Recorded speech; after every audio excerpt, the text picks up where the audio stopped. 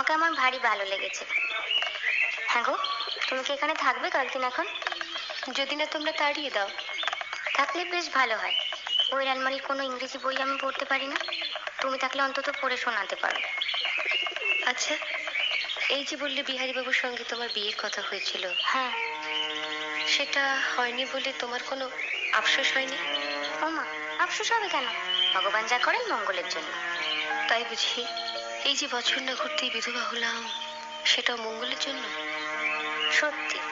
কেন যে অত ইংরেজি পড়তে গেলে তুমি? আবার ভাবো, তাহলে তো তুমি বরের কাছেই অন্য জায়গায় থাকতে, এখানে আসতেও না, আমাদের দেখাও হতো না। বা আমি এখানে থাকতাম, তুমি অন্য জায়গায় থাকতে। বা তা কেমন করে হবে? তোমার শাশুড়ি তোমার বরের সঙ্গে প্রথমে আমার সম্বন্ধ করেছিলেন, জানো? তাই বুঝি? তা হলো না কেন? ওই যে বললি, ঈশ্বর যা করেন মঙ্গলের জন্য।